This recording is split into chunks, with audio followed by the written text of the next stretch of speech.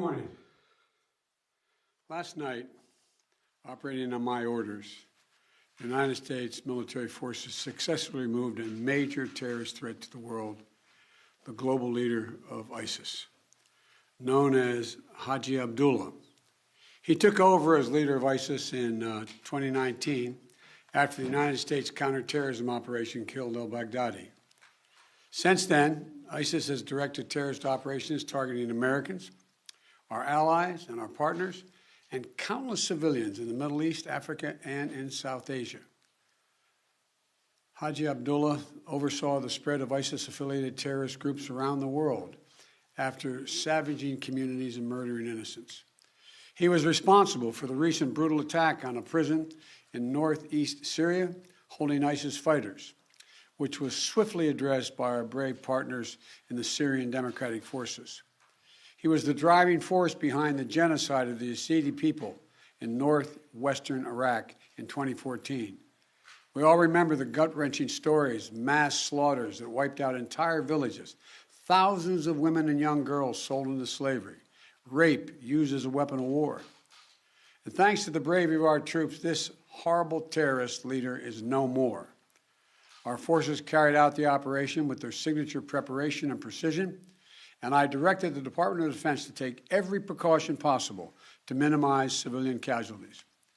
Knowing that this terrorist had chosen to surround himself with families, including children, we made a choice to pursue a special forces raid at a much greater risk than to our own people, rather than targeting him with an airstrike. We made this choice to minimize civilian casualties. Our team is still compiling the report, but we do know that as our troops approached to capture the terrorist, in a final act of desperate cowardness, he, with no regard to the lives of his own family or others in the building, he chose to blow himself up, not just to the vest, but to blow up that third floor, rather than face justice for the crimes he has committed, taking several members of his family with him, just as his predecessor did. I'm grateful for the immense courage and skill and determination of our U.S. forces, who skillfully executed this incredibly challenging mission. The members of our military are the solid steel backbone of this nation, ready to fly into danger at a moment's notice to keep our country and the American people safe, as well as our allies. And I'm also grateful to the families of our service members. You served right alongside these soldiers and sailors, Marines, Special Forces, the loved ones, giving them the strength and support they need to do what they do. To our service members and their families, we're forever grateful for what you do for us, and we owe you a debt. Thank you. We're also aided by the essential partnership of the Syrian Democratic Forces. I want to commend our dedicated intelligence community, the Department of Defense, and members of our national security team throughout the government, whose meticulous and tireless work over the course of many months ensured that this mission succeeded. This operation is testament to America's reach and capability to take out terrorist threats no matter where they try to hide anywhere in the world. I'm determined to protect the American people from terrorist threats, and I'll take decisive action to protect this country.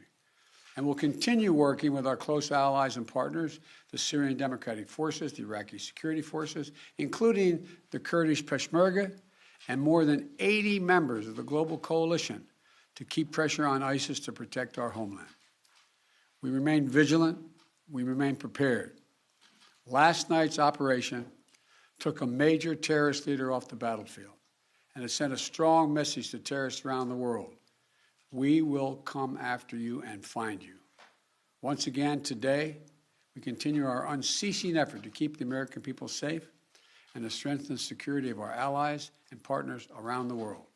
I want to thank you all, and may God bless you, and may God protect our troops. I'm heading off to New York right now. I'm late, and I thank you for your time.